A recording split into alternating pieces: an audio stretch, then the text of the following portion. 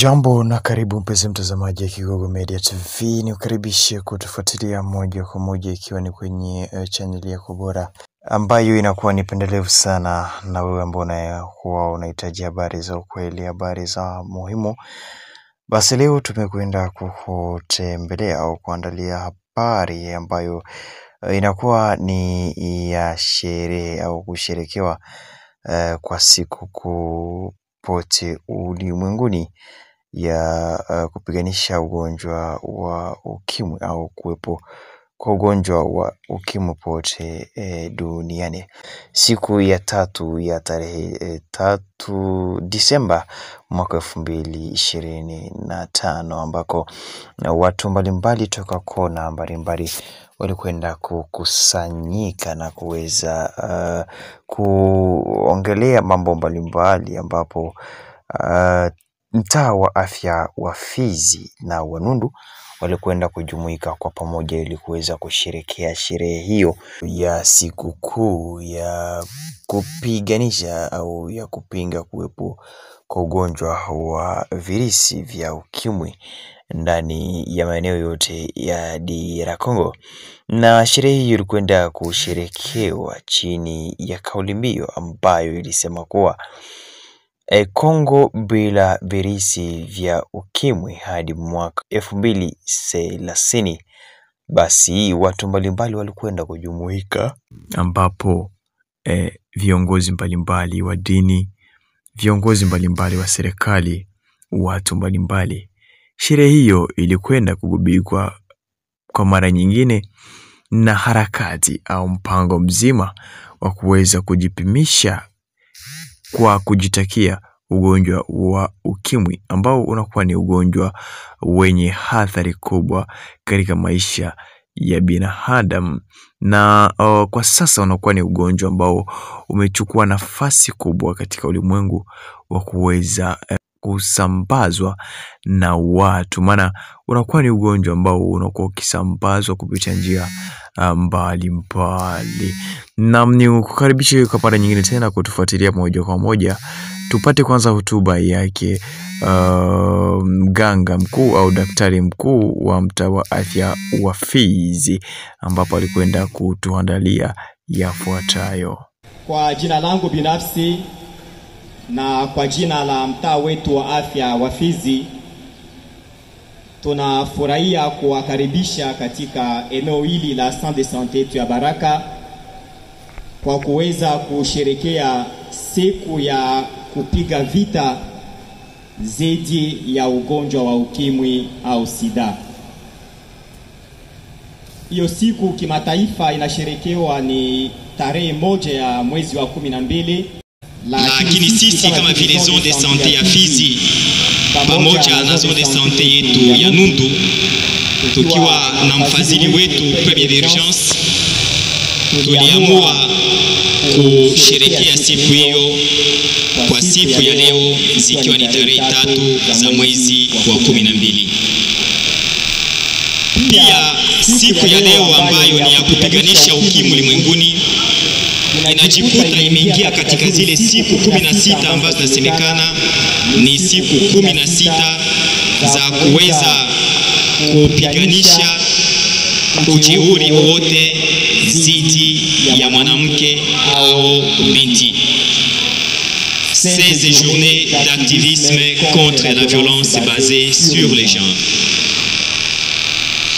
Hiyo pia ni kipindi ambayo inachukua muda wa siku 16, ukianzia siku 25 ya mwezi wa 11 hadi siku 10 za mwezi wa 12.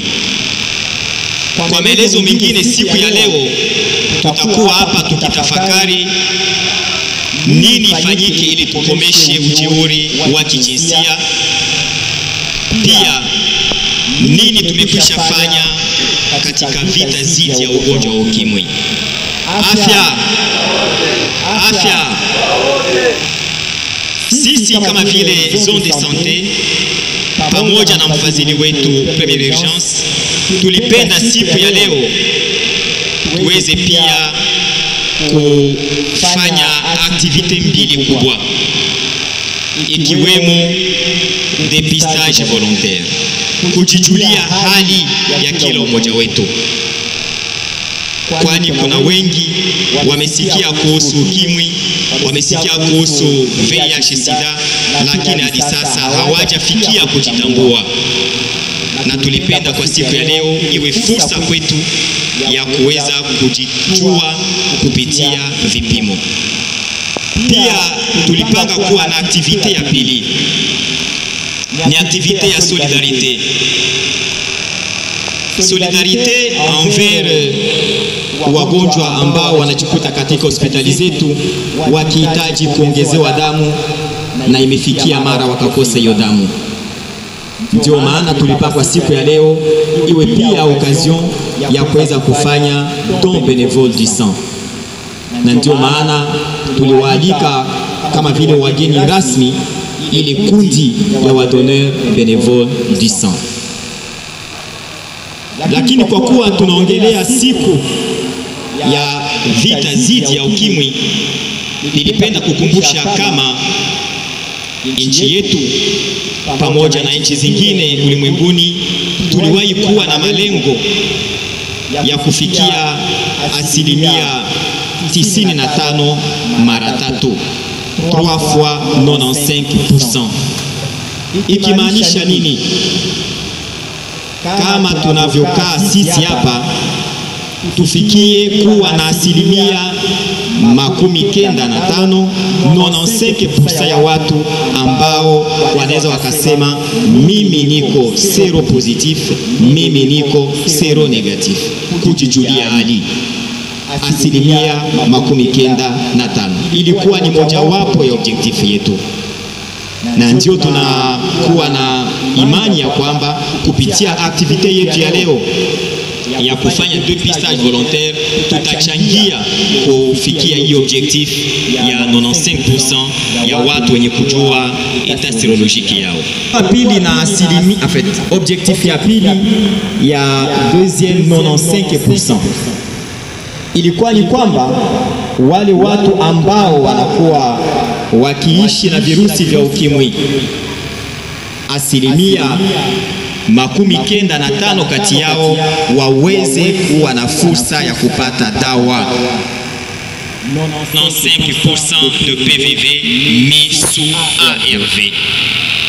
Hizo dawa tunazo na tunazipana kwa bure.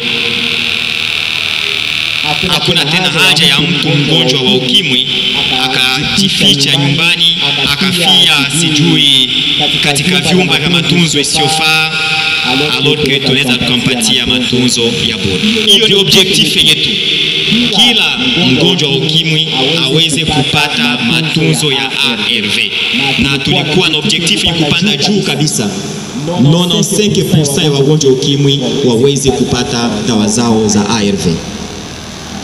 Na mwisho kulikuwa 95% ingine ambayo ni objectif yetu kama vile sekteur ya sante katika vita dhidi ya ukimwi, ni kwamba wale ambao watakuwa wamepata dawa za ARV 95% waweze kufikia ile tunaita phase ya non detection ya charge virale. Inamaanisha nini? Ni kufikia ile hatua ya mgonjwa ambaye anakuwa na virusi vya ukimwi, ametumia dawa zake vizuri, lakini anafika kwa hatua ya kwamba virusi haviwezi vikamsumbua yeye kama vile ugonjwa, hata kutransmettre ugonjwa wake, hata kukontamine wengine, kunakuwa chance presque nulle ya kuweza kupana ugonjwa. Na ni hapo mgonjwa wa ukimwi mwenye kutumia dawa zake anaweza akapata hata watoto ambao hawatakuwa na ukimwi tena. Afya. Ukimwi ni ugonjwa ambao upo katika nchi yetu, upo katika zone de santé zetu. Acha tuongelea kwamba tunaweza tukaipuka ugonjwa ikiwa tutafata yale mashauri ambayo tumepokea mara kwa mara. Mojawapo ikiwepo ni ile kuishi uaminifu katika wanandoa, na kwa wale wasiokuwa wanandoa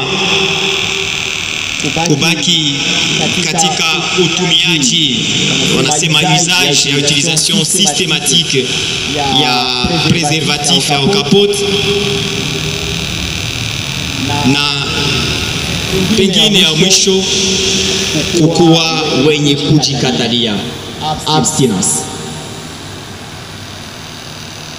Tukipitia hizo njia tatu, la bonne fidélité, l'abstinence et l'usage systématique de préservatifs, tunaweza tukaepuka maambukizi dhidi ya ugonjwa wa ukimwi. Na ikiwa kutakuwa yule ambaye amepatikana kuwa na virusi vya ukimwi, tunasema kama tupo katika fazi ya matumaini makubwa. Dawa zipo na tunaweza tukafikia faze ya non detection ya charge virale ikiwa dawa tutazitumia kikamilifu. Kuhusu utoaji wa hiari wa damu, ni mojawapo ya tendo kubwa la solidarite, tendo kubwa la humanisme, la kuweza kumsaidia mtu ambaye hatumfahamu jina, hatumjui sura na hatujui atatokea wapi. Kama vile mtaa wa afya ilikuwa ni siku ya kuweza kuwahimiza wengi wajongelee hiyo kundi ya watu wenye kutoa damu. Mnajua tuko katika maeneo ya vita mara kwa mara. Wenye kuumia vitani wanahitaji kupata damu kutoka kwetu. Tuko na watu ambao wanafanya ajali za barabarani.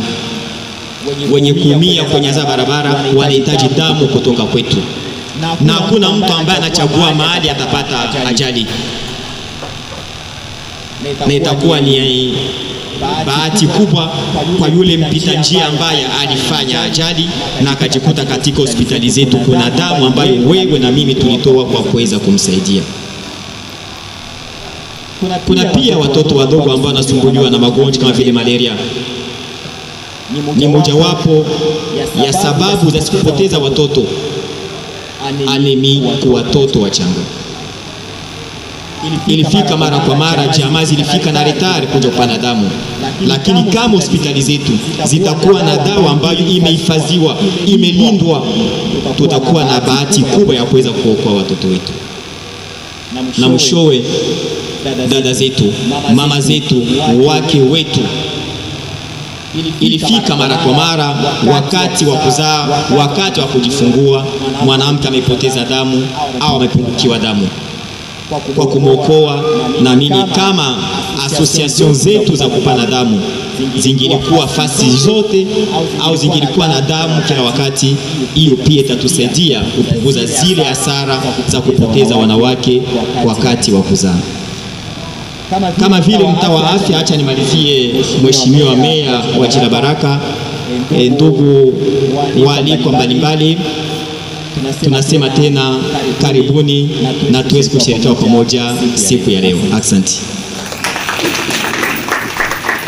Huyo alikuwa daktari kiongozi mkuu wa mtaa wa afya wa Fizi, Dr. Albert Mangaiko Sadiki, ambaye alikwenda kuhutubia mkutano ima sherehe ambayo imekwenda kugubikwa na harakati mbalimbali.